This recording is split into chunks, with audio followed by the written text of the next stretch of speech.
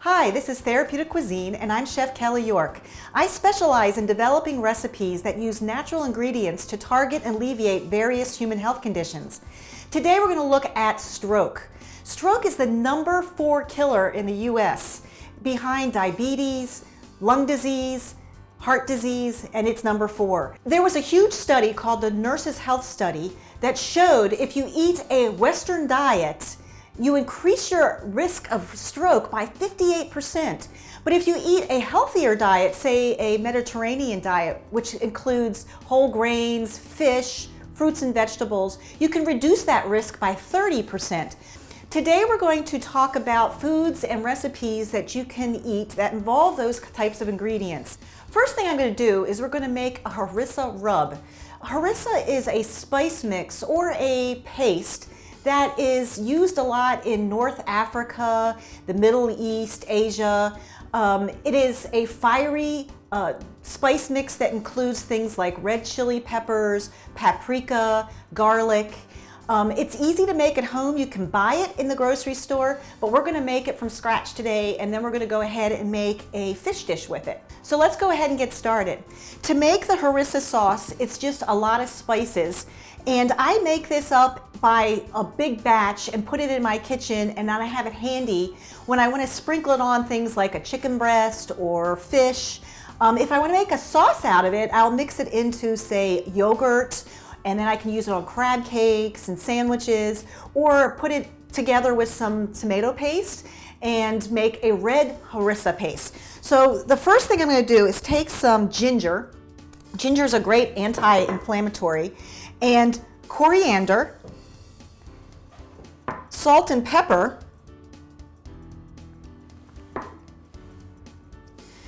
some oregano, and you can use fresh or dried,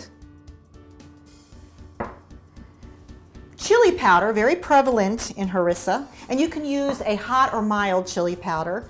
I like to add a little extra kick, so I put in some cayenne on mine. Garlic. Garlic is so healthy. It's almost in every recipe I develop. Next is a bunch of seeds. We've got caraway seeds, fennel seeds, cumin seeds, and cinnamon. That's it. You can make it in a big batch and keep it on your shelf and have it handy for all the little things that you want to make. And it's quite easy to make at home. Most people have those spices in their spice drawer or cabinet, and that's it. So I'm going to go ahead and get this cleaned up, and we'll get ready to make a fish dish that is based off the harissa spice rub. Now that we've made a harissa spice rub, we're going to make a vegetable, bean, and fish dish. Fish is very beneficial to help ward off your risk of stroke. A Harvard study showed that if you eat fish 1 to 4 times a week, you can reduce your risk for getting a stroke by 27%. So let's get started. I'm going to take some fish and season it with that harissa that we made earlier. I'm also going to set my vegetables aside and cut my fish into about 4-ounce portions. I'm using here a sea bass. You want to use any kind of white fish that has a good omega-3 profile, like maybe halibut, or you could use cod. That's a nice firm fish. I'm going to make 6 little portions here and sprinkle it with that harissa that I made earlier. You're going to take about a tablespoon, maybe 2/3 of a tablespoon, and put it on each fillet. A good dose of the spice. I take my fish and I pan fry it or saute it in a little either olive oil or red palm oil. Red palm oil comes from the red palm, and it's very high in beta carotene. It also has the tocopherols, the vitamin E in it. The olive oil is also very good. It has a high smoke point if it's a filtered olive oil. My fish I like to put in with the spice side down. I kind of want to give it a little crusting first. Your pan should be hot before you add the olive oil, because you don't want that oil to have to sit any longer than it's necessary and start to turn into a trans fat on you. So my pan could have been a little hotter here, but it's going to come up very quickly on this heat. So spice down first. That'll set it up a little bit. It'll take about 3 to 4 minutes per side, depending on how thick your fish is. Meanwhile, I'm going to talk about my vegetables a little bit. A little earlier, I steamed some mixed vegetables. It doesn't really matter. The more vegetables, the better for your diet when you are trying to prevent the onset of strokes. What we've got here is some baby carrots and broccoli. You can throw fennel in there for flavoring, and squash. Any vegetables that you have in your refrigerator will do. You also want to chop up some cabbage, and I steam my cabbage and my vegetables a little bit so that when I get into the later process with my sauteing, it's a little farther along in the cooking stage. So I'm starting to hear my fish come up here. I think these are ready to turn now, so yep, there we go. Give them a quick turn and cook them on the other side.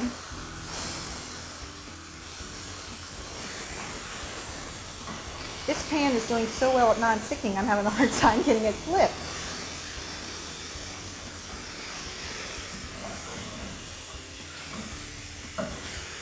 I eat a lot of fish in my diet.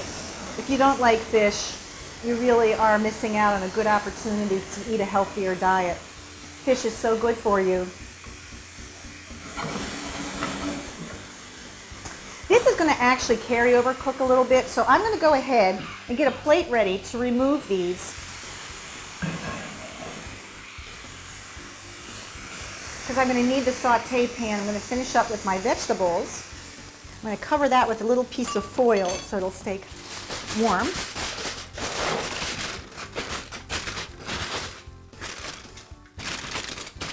And now I'm going to saute some onions. I like to keep them in a wedge so that I can brown them a little bit on both sides. The browning will just give it a little extra caramelization and some flavor.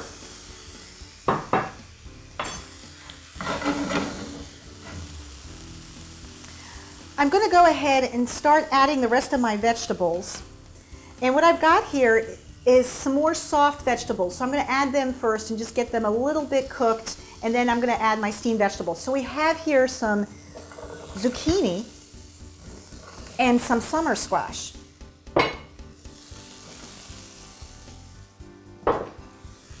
I'm going to cook that.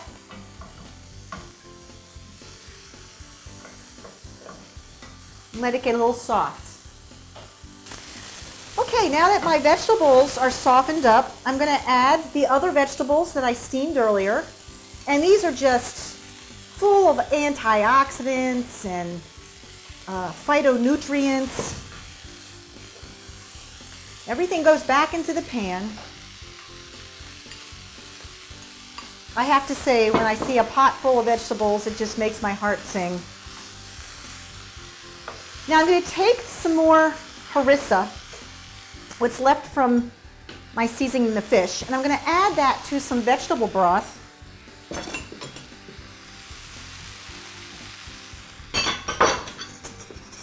And that's going to go into my pan with the garbanzo beans, and you'll even have to drain them. Just the liquid from, if you're using a can. If you boiled them, pre-boiled them yourself, they can be drained. It's a very rustic. Oh, and also tomato paste. I like to actually stir that into the broth before I put it in, but it'll break down and we'll get it all blended in. I'm going to let this continue to simmer just to get the flavors to mature a little bit. All right, I think I've got the tomato mixed in here. We're going to put a lid on this and let it simmer, and we'll be back with our next recipe. Okay, we're back. We're going to make a white bean pizza now with vegetables and bagna calda drizzle sauce. I'm going to start with making a dough, and pizza doughs are so easy to make. I don't know why people don't always make them at home. No reason to go out and buy a frozen one that has all those chemicals and bad oils. We're going to start with some bread flour, and we use a little bread flour because it's high in gluten, it's high in protein, and you need that gluten to be able to rise a little bit. But I also cut that with some barley flour, and I use barley flour here because it's high in magnesium, which is really good for warding off your symptoms or your risk of stroke. We're going to add a package of pizza yeast. Now you can buy pizza yeast at the grocery store. It's labeled pizza yeast. It's actually available almost everywhere I've gone, so I don't think you have any trouble finding it in the grocery store. A little bit of salt. And I add about a tablespoon of olive oil. And then finally some warm water to activate the yeast. But first I'm going to give this a little stir, just get that mixed together, and add my water. Let that come together. Now because there's gluten flour here, we want to knead a little bit so that we can get the gluten to stretch a little bit. Once this comes together like a ball, I'm going to go ahead and add some flour to my cutting board and knead this a few times. And it's a feel here. You knead it till it starts feeling elastic and smooth. And if it's a little sticky, which it will be at first, you can add a little more flour to the board. And it usually takes about 5 minutes. So I'm not going to spend 5 minutes here kneading. I'm going to go ahead and put this back in the bowl. It takes about 10 minutes. It's not like making a loaf of bread. This is a quick rise, and it's also pizza, so we're not trying to get a whole lot of volume on the loaf, just a nice, delicious crust. I love to knead because it lets me know what my dough is doing, and if you have some stress, it'll get out some frustration. You can turn on some music in your kitchen. It's good for your arms. So I'm going to put some oil in my bowl here. Let this sit for about 10 minutes, and I'll start making the topping. Just put that in a ball. I'm going to put a nice kitchen cloth on top of it and put it in a not hot place, but warm. If it's a little bit humid, that's even actually better. Next, I'm going to make the topping. And this is a white bean, which is very high in potassium, one of the highest beans for potassium. And potassium is very good for the blood vessels, to let the blood vessels open up and keep you at a lower risk for stroke. So the white bean I would put in my food processor and blend that up. I've already done that. Same thing with the artichokes. Artichokes are put into the food processor and pureed. To that I add some chopped fresh spinach, which is really a wonderful vegetable, again, high in magnesium. I also add some Italian seasoning to that, and a little bit of lemon juice, just to brighten up the flavor. I'm going to give this a stir, get it all nice and blended, and this is what I use to spread on my pizza. Now pizzas that are white pizzas, meaning that they don't have any marinara sauce on it, are usually compensated by adding copious amounts of saturated cheese, saturated fat cheese, or a thick heavy cream sauce. Not with this one. We're going to add a nice, delicious artichoke and bean spread.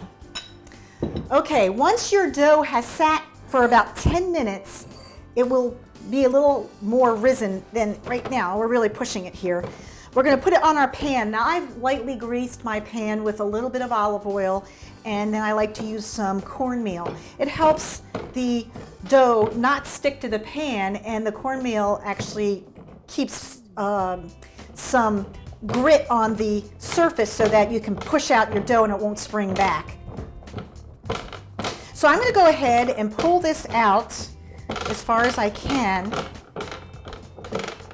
And because this is a quick rising yeast, I'm actually going to get a little rise when I put this in the oven, even though I've really forced the timing here.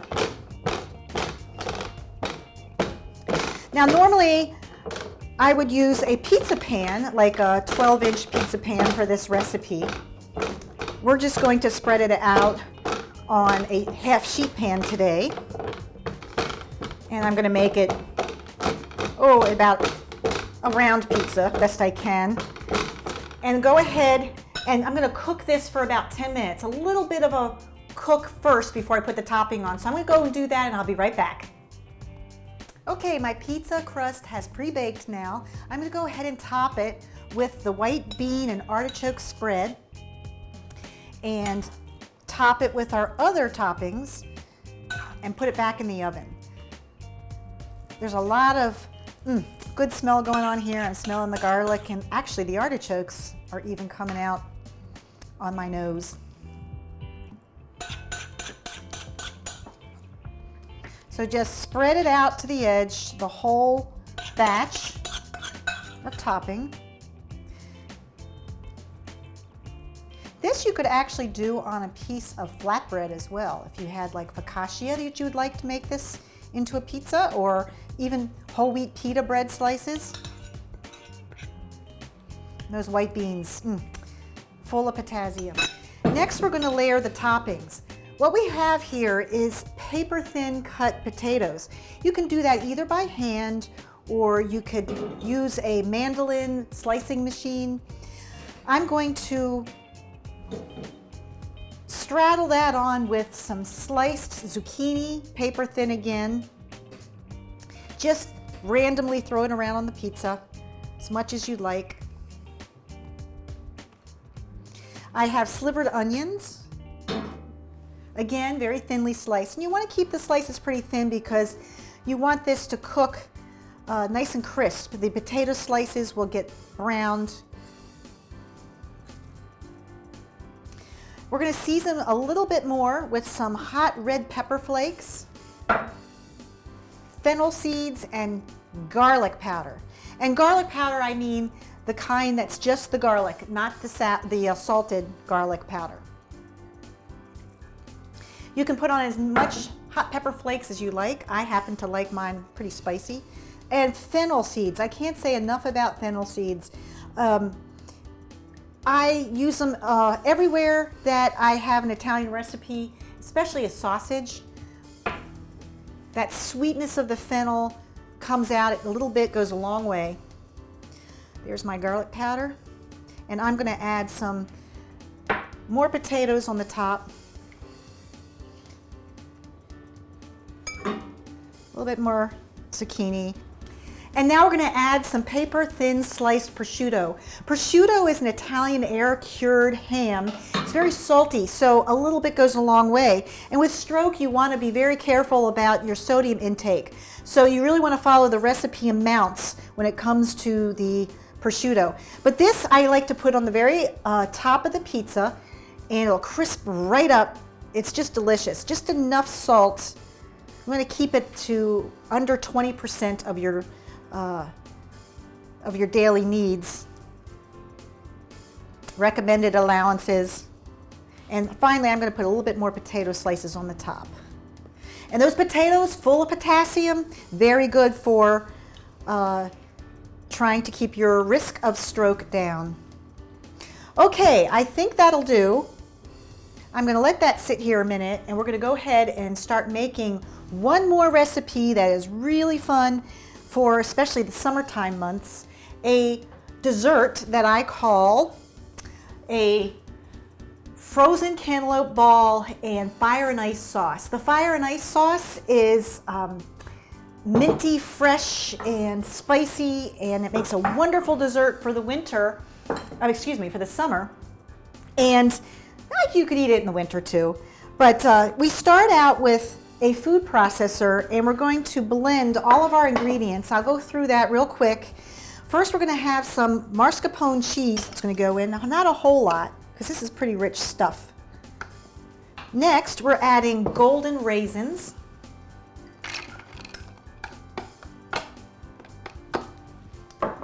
A little bit of mint. And you can get this recipe online at Foody TV or at Therapeutic Cuisine TV. And then lots of ginger. And boy, is ginger a wonderful, wonderful root. It helps ease stomach pains. It's very good for nausea. It's very anti-inflammatory. And then finally, a little more kick, which is the fiery part of this sauce, and that is the jalapeno. All of that goes into my blender or my food processor, and I'm going to process that till it all comes together and it's smooth. Might take a minute.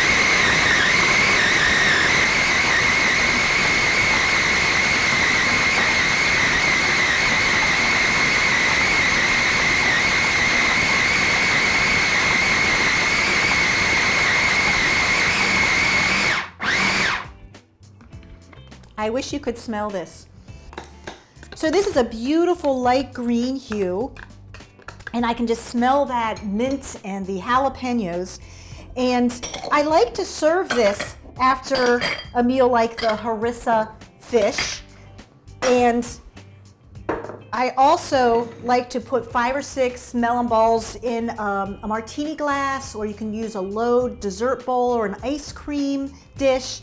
And I will put the melon balls out a few minutes before I want to serve it so that they still stay frozen, but they're not completely defrosted, but just a little bit softened so that you can get, you're not going to break a tooth on them.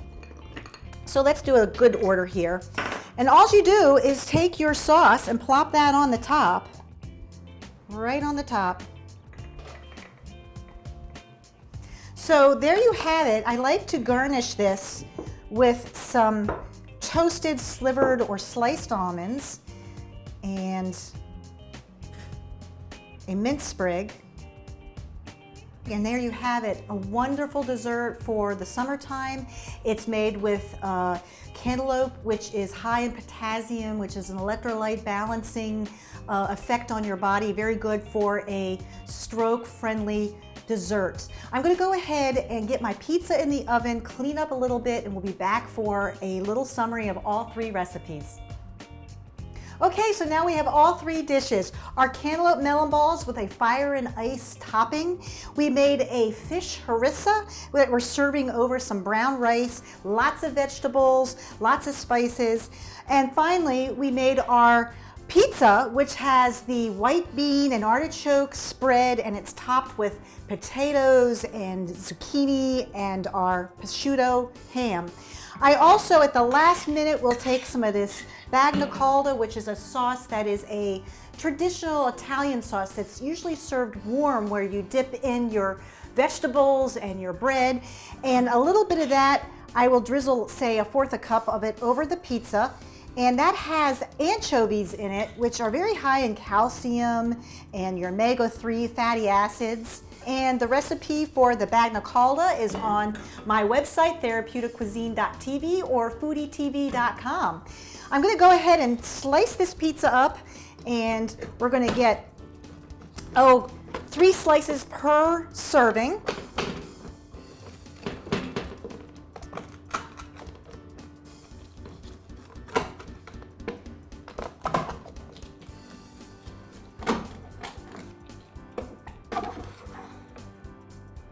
And I'm going to go ahead and put it on a platter there.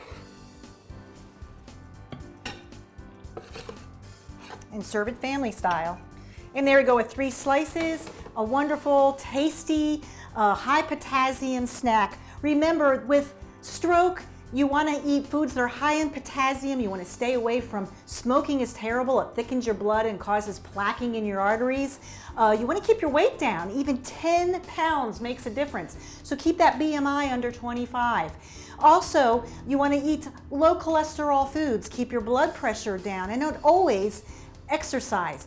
Anyway, those are 3 recipes that I suggest for helping with keeping your risk down, but it's also a lifestyle change and being aware of what you're eating.